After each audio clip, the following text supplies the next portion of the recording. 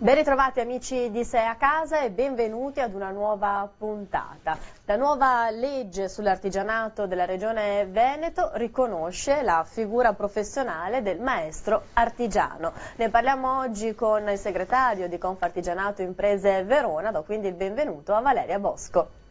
Grazie. Grazie per essere con noi. Allora, c'è questa novità, giusto, appunto è stata riconosciuta la figura di maestro artigiano con questa nuova legge della nostra regione.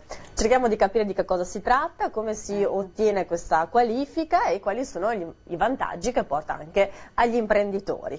Allora, è un grandissimo riconoscimento che è stato sancito dalla Regione Veneto a gennaio del 2021. E io vorrei proprio leggere come la norma ha riconosciuto questo titolo, perché è molto importante. Maestro artigiano è colui che, disponendo di una adeguata esperienza professionale, possiede le conoscenze e le abilità imprenditoriali, pedagogiche, formative, teoriche e pratiche necessarie a svolgere compiti di responsabilità in un'impresa, con una elevata attitudine alla trasmissione delle competenze. Quindi è un riconoscimento molto importante, perché dà all'imprenditore, all'imprenditrice artigiana l'importanza personale di saper fare, saper lavorare e trasmettere una cosa molto importante, che è appunto il mestiere.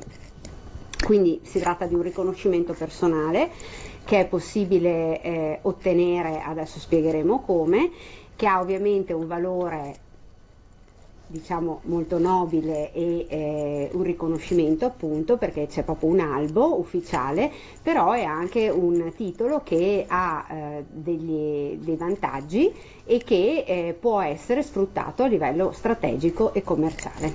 Ebbene, allora partiamo da chi può ottenere il titolo di maestro artigiano. Allora, il titolo può essere ottenuto da chi è iscritto all'albo delle imprese artigiane da almeno 10 anni e che dimostri una serie di cose che adesso andremo a dire. Chi invece è iscritto all'albo da meno di 10 anni ma è titolare di una partita IVA artigiana da almeno 5 anni può ottenerlo ricostruendo i primi 5 anni del proprio curriculum più un percorso formativo da 100 ore che le associazioni di categoria da ora cominciano a lanciare e organizzare in ogni provincia del territorio veneto.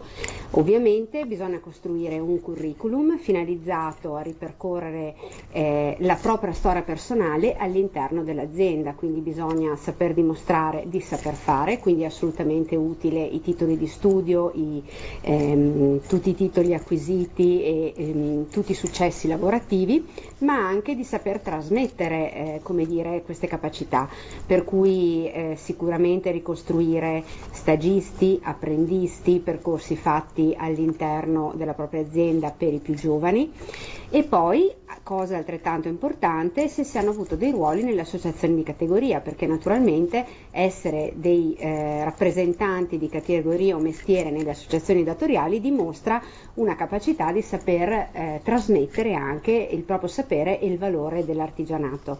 È possibile anche per i collaboratori familiari che dimostrino almeno di essere in collaborazione familiare da almeno 8 anni e 4 appunto di aver avuto dei ruoli attivi all'interno dell'azienda.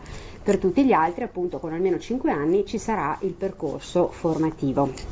E come si può diventare maestri artigiani? C'è una candidatura, giusto? C'è una candidatura che si manda in regione, non ha scadenza, quindi si può mandare in qualsiasi momento. Ciascuno è molto autonomo, sul sito della regione ci sono i recapiti o sul sito di Confartigianato Verona ci sono delle schede dettagliate con tutto quello che va raccolto e spedito, e poi circa una volta al mese, una volta ogni mese e mezzo si riunisce una commissione e con un decreto regionale vengono affidati questi titoli. Naturalmente per chi avesse bisogno di un affiancamento per ricostruire la propria storia, il proprio curriculum, è un servizio che noi offriamo a tutti gli imprenditori e le imprenditrici veronesi, quindi è sufficiente rivolgersi ai nostri uffici, si prende un appuntamento e insieme si ricostruisce quello che può servire per questo titolo, perché la nostra esperienza ci dice che spesse volte non si riconosce tutto quello che si è fatto, perché nell'indole dell'artigiano e dell'artigiana farlo, insegnare il mestiere, accogliere stagisti, accogliere apprendisti che poi magari hanno aperto le loro aziende, e questi invece sono proprio i titoli che servono per il riconoscimento di questo che è una cosa importantissima. Ecco, non si tratta solo, come diceva bene all'inizio, di un riconoscimento formale, ma ci sono sicuramente anche dei vantaggi, dei bandi e anche dei contributi a fondo perduto. Esatto, sono partiti proprio quest'estate, il 30 agosto è uscito il primo bando destinato proprio a imprenditori, maestri, artigiani qualificati entro il 30 giugno, per cui ovviamente erano quelli al 30 giugno, che hanno potuto presentare il bando, che è andato molto bene sia in termini di partecipazione sia in termini di risorse che la Regione ha messo a disposizione, perché dai nostri calcoli le risorse sono assolutamente adeguate al fabbisogno di investimento, e questo bando ha coperto sia gli investimenti in termini di macchinari, infrastrutture, sia in termini di partecipazione a eventi fieristici e di promozione, sia in termini di edilizia e manutenzione delle proprie sedi, e sia in termini di progetti di sviluppo commerciale, per cui diciamo un'ampia gamma di possibilità con un contributo a fondo perduto del 75%. Inoltre, per chi è maestro artigiano, la Regione Veneto dà la possibilità di finanziare dei tirocini formativi di inserimento lavorativo, per cui il tirocinio viene rimborsato dalla Regione Veneto, e questo è molto importante perché è un modo per avvicinare i giovani alle botteghe artigiane e alle imprese artigiane, testarli e poi ovviamente assumerli.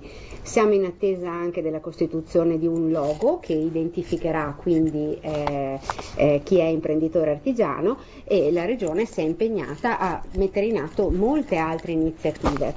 Allora, su Verona sono 18 i veronesi che hanno al momento, ma noi siamo certi che ce ne sono molti di più di maestri artigiani. Su 18 solo 2 sono donne, quindi l'invito è quello di farsi avanti e di ottenere questa qualifica, che ripetiamo non ha scadenza e non è neanche impegnativa, insomma si tratta solo di fare un lavoro di analisi e ricostruzione, diciamo, del proprio percorso, perché ci sono delle concrete opportunità che saranno destinate proprio a questa categoria di imprenditori. Noi ci auguriamo che anche le banche e che anche gli enti pubblici e che anche le imprese più grandi, come fa la Regione Veneto, si rendano conto che esistono queste eccellenze che è giusto quindi valorizzare.